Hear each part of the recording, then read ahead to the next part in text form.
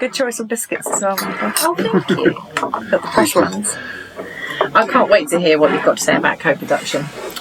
Delighted to be here, and hope what I've got to say is going to be useful. Oops, sorry. Sorry. Sugar. No, thank you. No. So when Sue and I are doing our workshops to people and services about co-production, we quite often refer to the new design of the West Suffolk Hospital, because it's just massive, and the whole thing's being co-produced. Yeah. It's just a great example of co-production on a massive scale. How's it been going? It's going really well, but I think if you go back to the start, because it's quite a decision to take to go down the road of co-production, and I remember standing up at a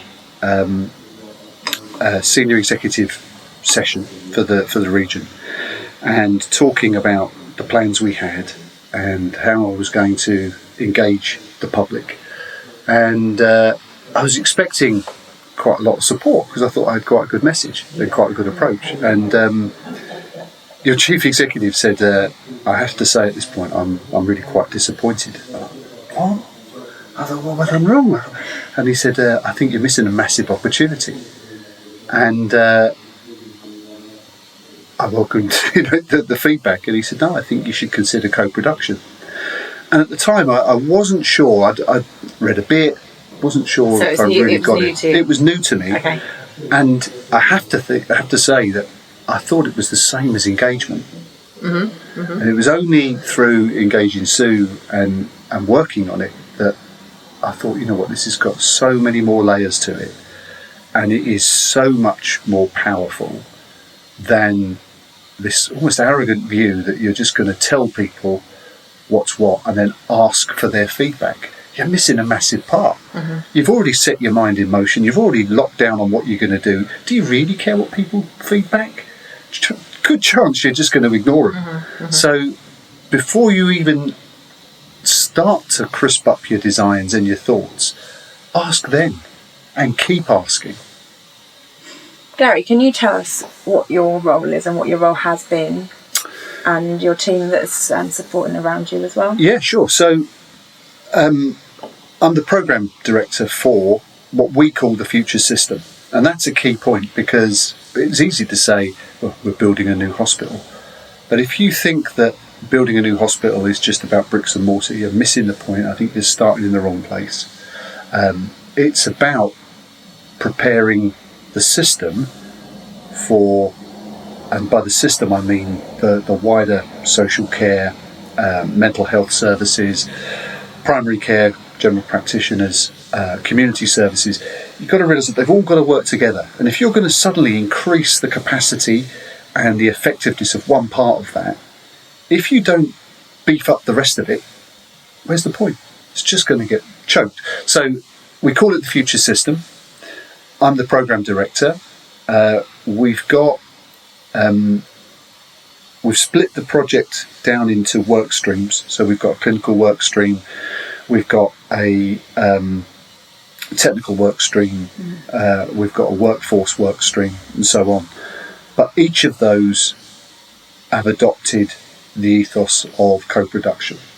So they are all supported by a group of hundreds of volunteers, and I think I've got to stress hundreds because that's an amazing outcome. Yeah.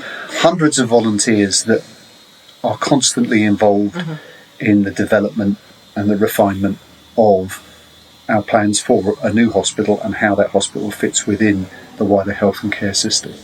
That's how I imagine that co-production working. Is the way I describe it in the workshops is that you've kind of got these little chunks, these little co-production teams happening, and then they all just feed into the bigger picture. Exactly. And one of the things I've found really powerful is something that Sue said right at the start, and that lodged, and it's one of the key points of co-production for me. Co-production isn't a one-off exercise. It's not like public engagement where you go out, you ask a question, you get feedback, you react to the feedback. It's something that lives with the project right through to the point when the project's finished and beyond. Because if you by then you'll have built those links and you can just continue to tap into all of that rich input, that rich experience, and constantly enhance what you're doing. So when we started, we thought, right, first round of co-production. And we set up 13 specialties to represent 13 specialties of the hospital. And we asked them all to go and co-produce what it is they need for the future, from a future building. And we got 13 answers back. That's great, but there's a lot of duplication and overlap. That's not to say anything of it's wrong, but the second phase, equally powerful, if not more so, is when you start to peer review those 13 towers. So now you're getting input from left field that is saying, hang on a minute, well, can't we share that bit? Or that looks too big to me, bearing in mind what we've learned here, or my experience there. And it's that constant meshing of the co-production teams that really starts to unlock the power, because you're getting co-refinement. So co-production isn't one-off, it's not the right answer, and because we co-produced it, it's got to be the right answer, off we go.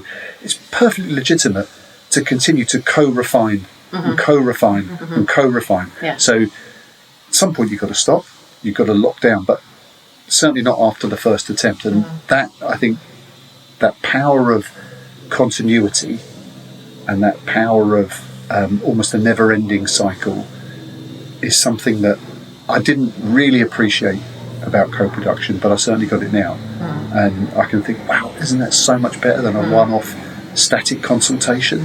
It's like night and day. And almost those people that you've brought in are kind of, they're helping you to do it. Well, they're your assets, aren't they? Yeah. And then, so as the co-production's been going on, has there been any interesting surprises? Things that you had never expected would come out of it? Yeah, definitely. There's a hero that I keep bringing up time and time again, because to me it's a real human example and a real life example of co-production in practice.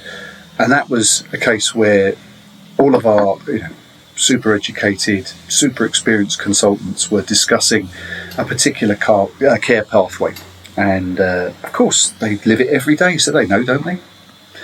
And then in the background, the small voice piped up and said, actually, I'm a user and that's not how it works.